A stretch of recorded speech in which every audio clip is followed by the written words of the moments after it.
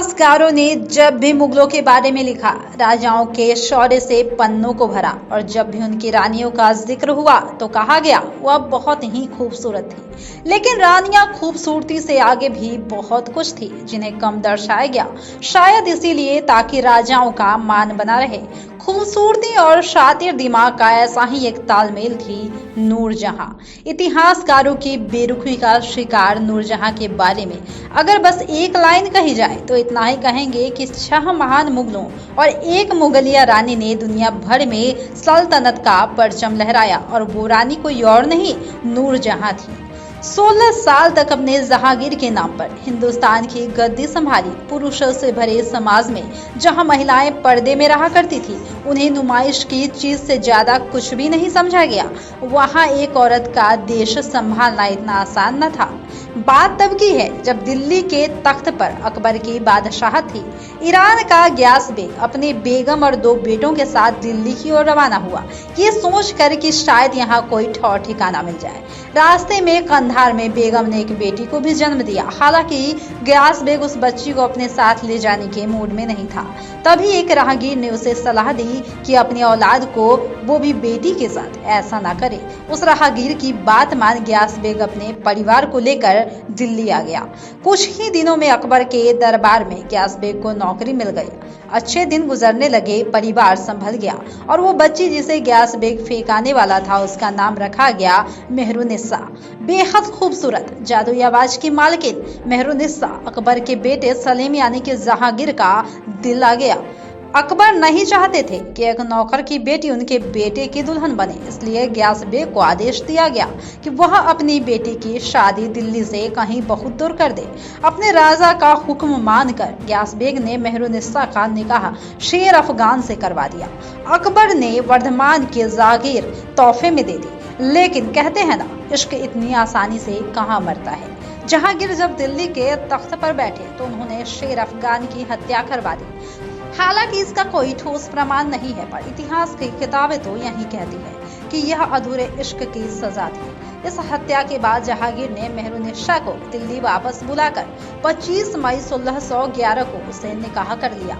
निकाह के बाद मेहरुनिस्सा को नाम दिया गया नूरजहां, यानी कि संसार की ज्योति। इस नाम के साथ ही नूरजहां के जीवन में उजाला हो गया। 1616 में लंदन से भारत आने वाले ब्रिटिश अफसर थॉमस रो ने जहांगीर के शासनकाल को 3 साल तक नजदीकी से देखा। उन्होंने नूरजहां को भी परखा। उन्होंने अपने नोट में लिखा कि 1620 के आसपास जहांगीर शराब और अफीम की लत के चलते दम में के रोगी हो गए। तख्त संभालना मुश्किल हो गया। तब नूरजहां ही थी जिसने सब थाम रखा था।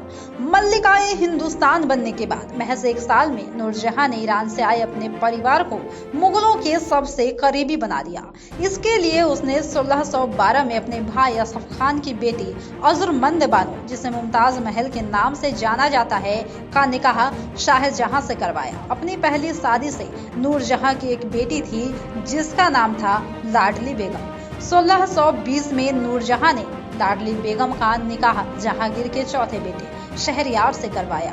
यानी कि कल की माँ बेटी आगे चलकर सास बहू बन गई। जहांगीर खुद अपने बेटे की बारात लेकर नूरजहां के मायके गया था। अकबर के काल में काबुल के दीवान रहे नूरजहां के पिता इस्तामुद्दौला का खिताब दिलवाया गया। ये भी नूरजहां की ही पहल थी। इतना ही नहीं, 1625 में उसने अपने भाई अशफ खान को लाहौर का गवर्नर नियुक्त करवाया। बाद में उसे शाहजहां का मुख्यमंत्री बनवाया और उसके बाद बेटे शाइस्ता खान को औरंगजेब का मुख्य सलाहकार बनवा दिया। ये सारा खेल 70 सालों का था। विडंबना देखिए कि मुगल काल के 2 सबसे खूबसूरत मकबरे किसी मुगल के नहीं बल्कि ईरान से आए इस परिवार के लोगों के लिए। एक नूरजहां के वालिद इस्तामुद्दौला का दूसरा और उसकी भतीजी मुमताज का महल था। इस्तामुद्दौला का मकबरा नूरजहां ने बनवाया था और ताजमहल इसी मकबरे के तर्ज पर बना। खुर्रम, जिसे शाहजहां के नाम से जाना जाता था, वह जहांगीर का सबसे काबिल बेटा था।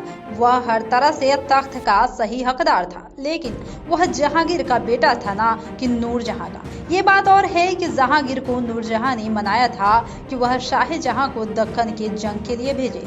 जब शाहजहां ने दक्कन में अपनी जीत का परचम लहराया, तब जहांगीर ने उसका सिंहासन अपने बगल में लगवा लिया।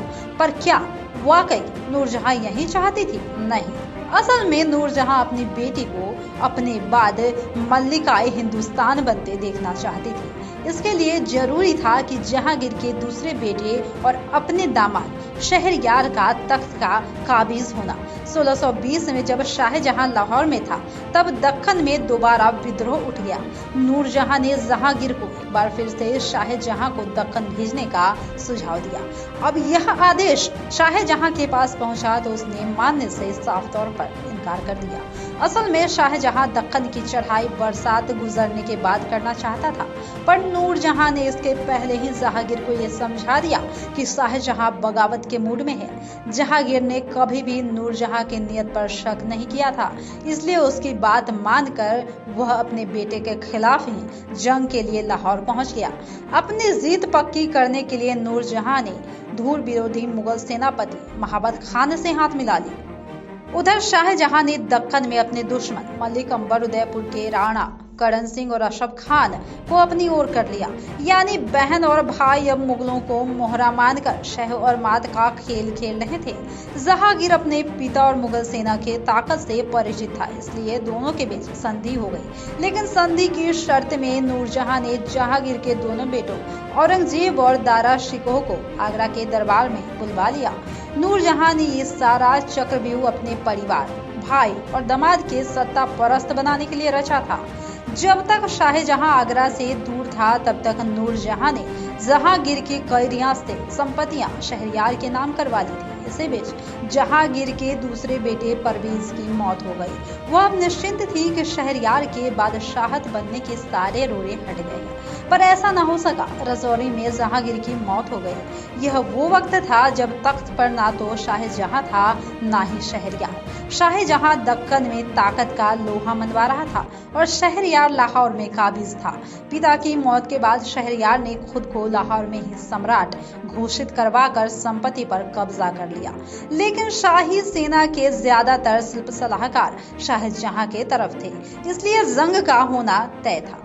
लाहौर से 15 किलोमीटर दूर दोनों खेमे में कई दिन तक खून खराबा चला। शाही सेना की कमान अशरफ खान के हाथ थी, जिसके सामने शहरयार ने हथियार डाल दिए। अब शाहजहां हिंदुस्तान का नया मुगल बादशाह बना और उसने शहरयार को कैद करवा कर मौत की सजा दे दी। शहरयार की मौत के साथ ही नूरजहां का सपना ध्वस्त हो गया। शाहजहां ने अपनी सौतेली मां से कोई दुश्मनी नहीं निभाई, ना ही कोई सजा दी। ऐसा लगता है कि वह जानता था कि पिता और दामाद को खोने के गम से ज्यादा सख्त और कोई सजा नूरजहां के लिए बनी ही नहीं थी। बिना किसी बदसलूकी के शाहजहां ने नूरजहां को उसके कहने पर लाहौर भेज दिया। नूरजहां की आखिरी ख्वाहिश थी कि उनकी कब्र जहांगीर के बगल में हो। नूरजहां ने अपने जिंदगी के आखिरी दिन लाडली बेगम के साथ लाहौर में गुजारी। उसके पास सिर छिपाने के लिए जगह थी और जहांगीर की यादें। वह इकलौती मुगलिया रानी थी जिसके नाम से सिक्के चलवाए गए थे। इतिहास में नूरजहां की खूबसूरती के चर्चे लिखे गए हैं, पर ये जो पूरा खेल था वो केवल उनकी शातिर सोच का नतीजा। यह वही बच्ची थी जिसे उसके माता पिता लावारिस छोड़ आने वाले थे। सोचिए, अगर उस रोज वो हुआ ना होता तो भारत और मुगलों का इतिहास ही कुछ और होता।